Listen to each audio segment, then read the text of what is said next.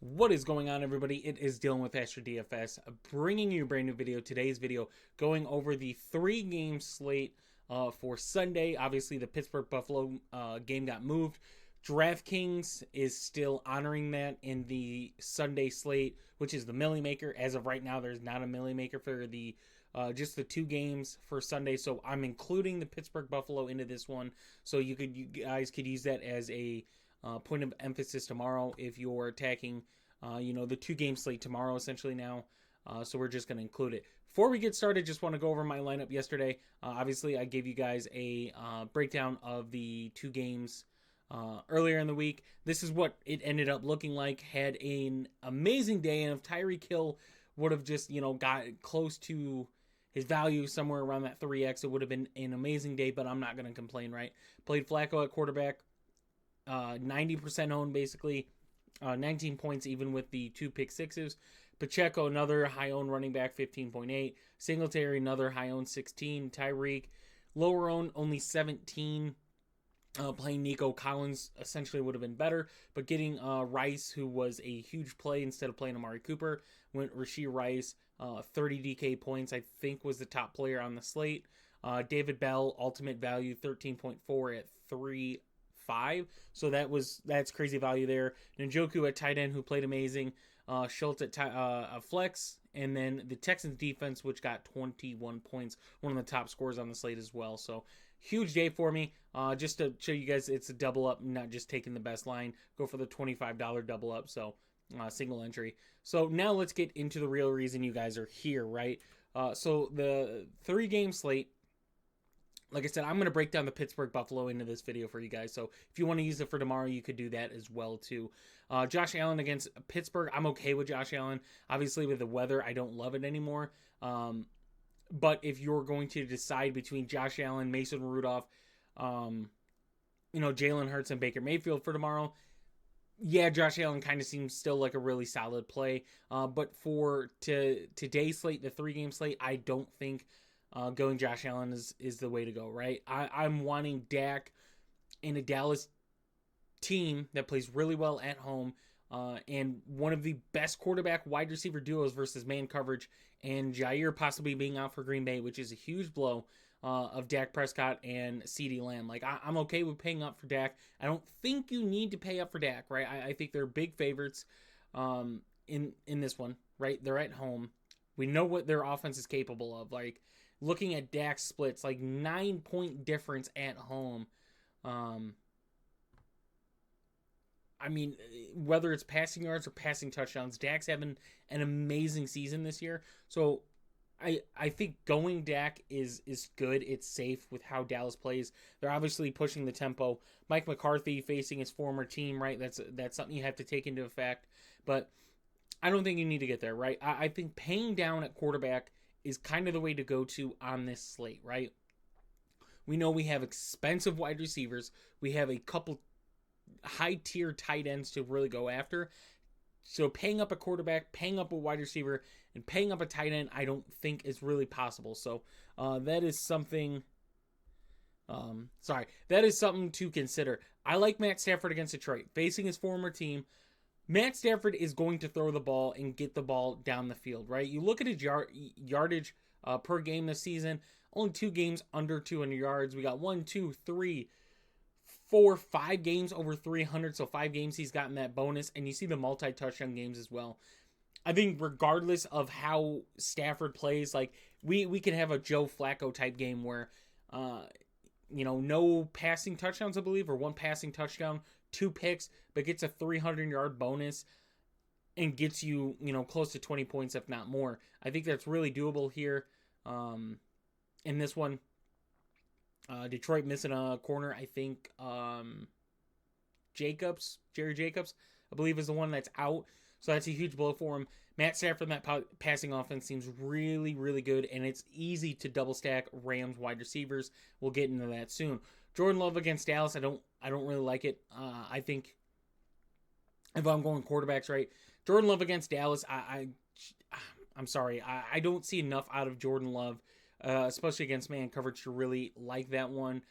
I'm just gonna pay down $100 more for Jared Goff, right? I'm targeting the high total Detroit home team over Jordan Love on the road with one of his weapons out, right? Is AJ Dillon out too, which you could say what you want. I think AJ Dillon kind of pushes a different pace on the run game. I think Aaron Jones is better by all means, and Aaron Jones is better for the offense, but not having kind of the tougher back, if that makes sense, to get those, short yardage, 3rd and 1 type of plays is going to be a huge blow. But Jared Goff is the quarterback that I'm looking at 6,200, right? I'm either paying up for Dak, if you're paying down wide receiver, paying up for Dak, or going Stafford Goff and just targeting one of the quarterbacks and just hoping you pick the right one, right? If I were to guess on where the ownership is going to be at quarterback, it's going to be Jared Goff, Stafford, Prescott. But the big one is going to be Jared Goff or Matt Stafford. That's where it's going to come down to. $300 difference. It's going to be a huge blow one way or the other. Mason Rudolph, nothing against Buffalo. I'm sorry, just nothing there. Running backs, Kyron Williams, I think is an option just because of the volume he gets, especially in the red zone. I think getting a high volume running back is never a bad thing. So at 7,300, his price isn't outrageous either.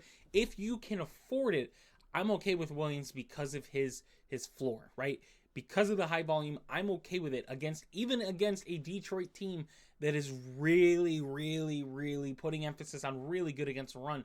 But the thing that could make Kyron Williams such a good play is the Rams being able to pass the ball down the field and Kyron Williams doing what he does and get in the red zone, whether that be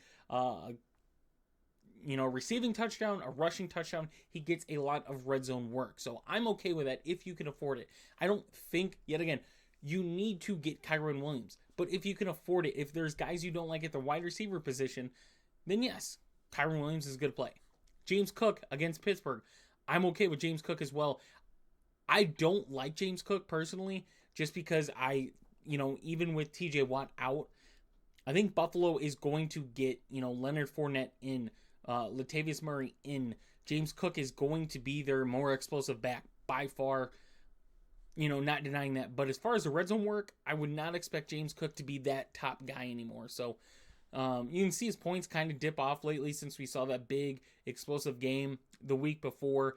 5 for 83 and a touchdown in the receiving game. But since then, hasn't been it. So don't like James Cook.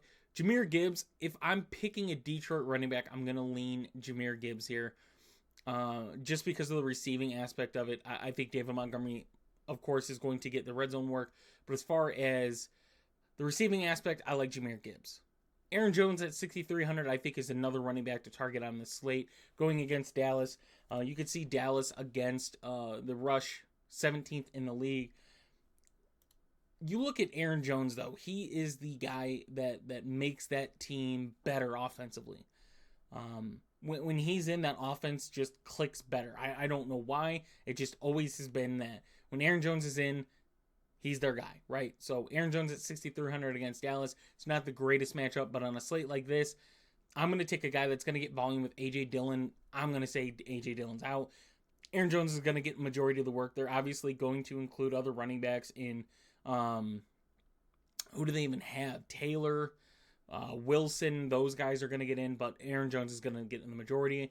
Montgomery, like I said, I prefer Gibbs, but Montgomery has that touchdown upside.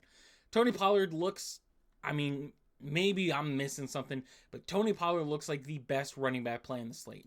Just the price point, right? One of the cheapest prices we've seen him all season, if not the cheapest that we've seen him all season. Going against Green Bay, who is terrible against the run. Dallas's offensive line is healthy. Granted, Tony Pollard is not the back that everyone thought he was going to be this year, but I still think Tony Pollard is good, right? Has not been good in the red zone either, which is worrisome. Getting those passing touchdowns is why you like Dak, because Tony Pollard is so inefficient. But I believe this is a game where if Dallas could get a big lead, their defense does what they do. Tony Pollard's going to get a lot of rushing attempts. Obviously, they're going to bring in their other running backs. They've done that time and time again. But 6,100, Tony Pollard, I really like. It's tough picking a Pittsburgh running back. If you were to ask me to pick one, I'm going to pick Najee almost every time, right? If you're playing cash, I'm picking Najee. He gets the volume. right? You could throw out the the 4 touchdowns in the last 3 games, and it takes away a lot of his points. I'm not denying it, right? Jaylen Warren is the more explosive back, as you want to say, the better receiving back. Clearly, better receiving back. If you're playing tournaments, yes, I'm getting Jaylen Warren, right? He has that upside for a high teen, low 20-point game. He has that upside. Najee's going to get the red zone work, right? I think this is a very ugly game. Weather is making it even uglier. Way more ugly than it should be. And for that matter, I like Najee, right? He's just the more ground and pound running back. I don't like either one, but if you ask me to take one, I'm picking Najee. Wide receiver, this is where I said you're going to have to make a decision. There are a lot of good wide receivers on this slate. On this 3-game slate, there is so many good plays, right? CeeDee Lamb against Green Bay, I think it's a great play. Whether you're stacking Dallas or not, you're getting a wide receiver that's getting 10-plus targets a game. That is one of, I actually think he is the best wide receiver versus man statistically. You can go look at it, the touchdown upside, the receptions, like CeeDee Lamb. I'm glad I have ownership in him in a lot of dynasties. One of the best receivers in the league by far, right? And at 9K, he's good if you're stacking Dallas. If you need a one-off, he's there. Great play, love him everywhere. Amon-Ra, also in a good spot, right? If you like Jared Goff, you're getting Amon-Ra, right? It's pretty hard to play Amon-Ra or Jared Goff without Amon-Ra. You're going Laporta and, Jameson Williams and taking that risk. I'm just locking in Amon-Ra if you're going to Detroit, or you're getting the Rams side and you're getting, Puka, Kupp, Puka, Robinson, Kupp, Robinson. Great run back. And you're getting the Rams at, in my opinion, discounted prices, especially Puka at 7,200. I think it's a huge discount for Puka for his upside.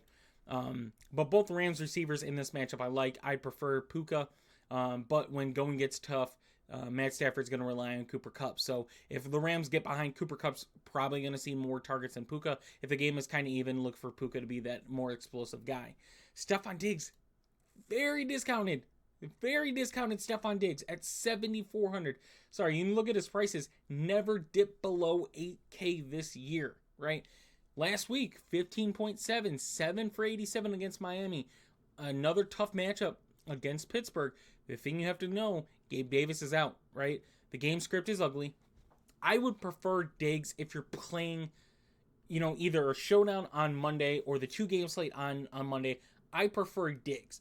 If you're playing the 3-game slate, that is something you have to consider is the weather, right? Is that stadium going to be cleared up, right? Is it still going to be snowing? Is it still cold? A lot of things. Like Rashee Rice just had the best wide receiver game on that slate yesterday, and the weather was terrible, right? You saw Tyreek Hill and Mecole Hardman have the opportunity of some deep catches. The wind was a huge factor. So that is something you have to consider. Stephon Diggs at his price point without Gabe Davis. Whether you like to or not, Stephon Diggs is the cheapest he's been all season. Jayden Reed, I think, is my favorite Green Bay wide receiver I'm targeting. Romeo Doubs is another option there, but I think Jayden Reed's got the best matchup against Lewis. Stephon Gilmore and Bland are going to be seeing Doubs, Watson, and Wicks, so I like Jayden Reed the most out of that. Pickens, Johnson, I'm not picking either one, honestly. I don't really have a lot of looks. If you ask me to take one, I'm always going to take Deontay. I think he's the more safer play in cash versus Pickens as a more higher upside wide receiver in tournaments, but cash, I like Johnson. Brandon Cooks is another option here at 4,900 against Green Bay. I easily prefer CD at his price point, value-wise, all that you want to consider, but you have to give Brandon Cooks credit, especially as of late. He's been getting some good DK points, and you see his splits at home, 16.1 at home, at basically 5K, that's 3 times value he's getting at home. So I think he's an option there if you want that mid-tier price, especially on this slate. Wicks, I mentioned, I'm not really interested. Watson, doubtful to be in. Reynolds, I think, is playable at 3,800 without Raymond in. You're going to look at Reynolds, Williams, Amon-Ra getting the majority of the snaps. Donovan Peoples-Jones is another name to consider wherever he is at that 3K. But if we're looking at value, right, Demarcus Robinson at 3,600 is $200 cheaper. Doesn't do anything last week, right? 4 games before that, 5 games, over 10 DK points each. Tough matchup against San Fran. I don't even think he played that much at that. But he's very cheap compared to where he was, right? We started to see his points go up and his money followed. So, Demarcus Robinson, 3,600. I think he's a great cash play, honestly. Jameson Williams, another one, 3,500. You could say the same thing for Williams, Robinson, Reynolds. You're probably going to have one of these 4 wide receivers in your lineup. Shakir, with Gabe Davis out, we kind of saw Shakir be that wide receiver 2 that's been missed on Buffalo. And with that, Stephon Diggs had a better game than he's had. But over the last 3 weeks, 3 for 45, 4 for 39, both kind of similarities there. And then 6 for 105, Shakir, I definitely think is an option you should consider in that for his price point. Other than that, not really anything else at wide receiver. Tight end, Sam Laporta is expected to play. Had a full practice on Friday. 6K, you're obviously paying up for him, but he's got a really good matchup against the Rams, who have played tight ends poorly all season. Jake Ferguson at his price point, 4,700 against Green Bay, is another one. Really like him, especially for his red zone opportunities he gets.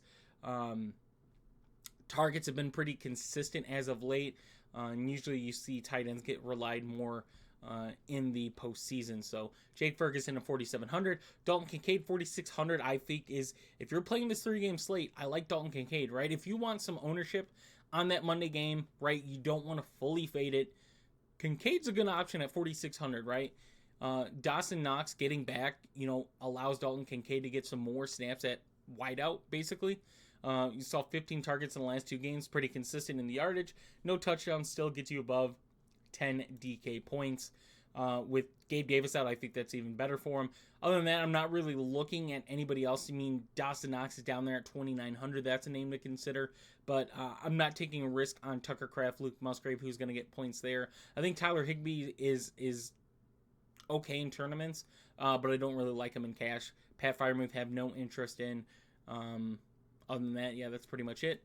Defenses, I think it's safer to say we're looking at paying up a defense too, right? Cowboys against Green Bay, obviously that's a good one. Bills at home in a very bad game script for both teams offensively, to be honest. 3,500, that's an option there. The Steelers are also an option with how much Buffalo turns the ball over, but I think you're looking at paying up at one of those top 2 defenses. So hope you guys did enjoy. If you did, please leave a like and subscribe. If you guys are interested in joining us, the link for that will be in the description down below. We'll have a video, like I said, going out for tomorrow. It's just going to be the prime time, so if you guys are interested in that, check that one out tomorrow, and I will see you guys in the next one.